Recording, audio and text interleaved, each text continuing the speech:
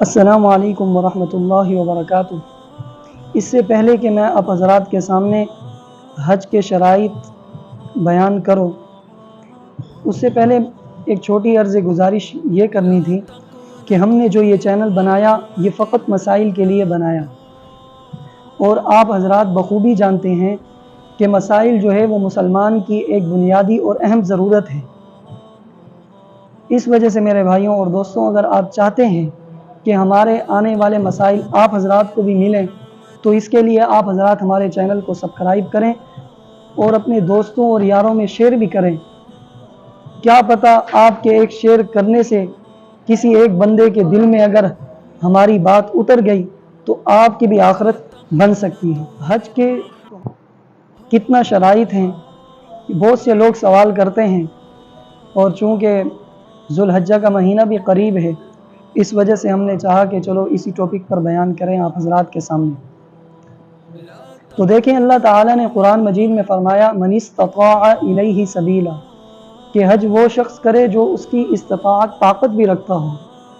تو اس کے لیے علماء نے 3 شرائط ذکر کی ہیں کہ جس شخص کے اندر یہ 3 شرائط موجود ہوں تو ایسا شخص حج کر سکتا ہے۔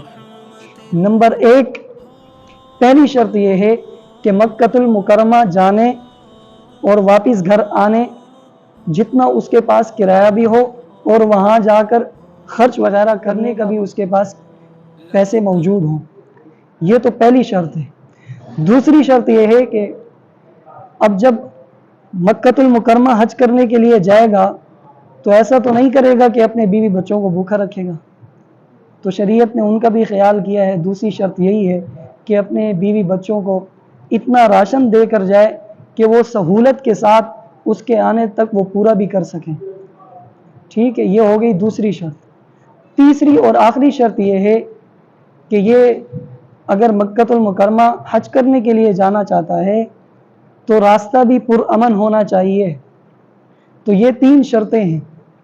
اگر کسی انسان کے اندر یہ 3 شرطیں پوری موجود ہوں، اس کے باوجود بھی اگر ایسا شخص اگر حج نہ کرے تو اس کے لیے اللہ کے رسول صلی اللہ علیہ وسلم کی ایک حدیث ہے، وہ سخت وعید ہے۔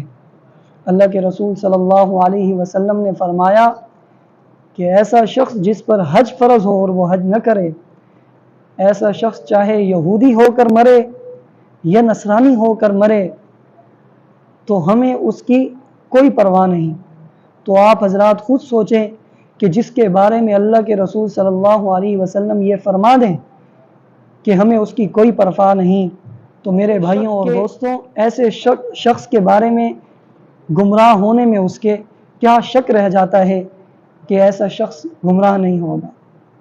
تو میرے بھائیوں اور دوستوں، ہمیں اگر اللہ تعالیٰ نے استطاعت طاقت دی ہو تو ہم حج کریں۔ ٹھیک ہے، اگر ایک شخص کے اوپر اگر ایک مرتبہ حج فرض ہو گیا اور اس نے کر لیا، اگر اللہ تعالیٰ نے دوبارہ اسے استطاعت دے دی، طاقت دے دی، پھر اس کے پاس مال اتنا آ گیا کہ وہ جا سکتا ہے، اگر وہ دوسری مرتبہ کرنا چاہتا ہے، دیکھو دوسری مرتبہ حج فرض نہیں ہے، زندگی میں صرف ایک مرتبہ فرض ہے جو اس نے پہلے کر لیا۔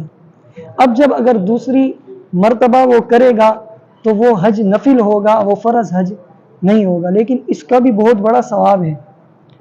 فرماتے ہیں کہ اگر کسی نے اگر دوسری مرتبہ اگر حج کیا جو کہ نفل ہوگا تو یہ شخص ایسا ہے جیسے یہ اللہ کے پاس اس حج کو جو ہے وہ قرضہ رکھوا رہا ہے، تاکہ کل قیامت کے دن جب نیکیوں کی ضرورت پڑے اور ہر انسان کو ضرورت ہوگی، اس وقت یہ اللہ سے وہی حج کی نیکی اللہ سے وصول کرے گا۔ اور کہتے ہیں اگر جس نے تیسری مرتبہ حج کیا تو اللہ رب العزت اس کو اس کے بالوں کے بقدر جو ہے وہ نیکیاں دیتے ہیں۔ تو میرے بھائیوں اور دوستوں، اللہ تعالی ہم سب کو حج کرنے کی توفیق نصیب فرمائے جب ہم پر حج فرض ہو جائے۔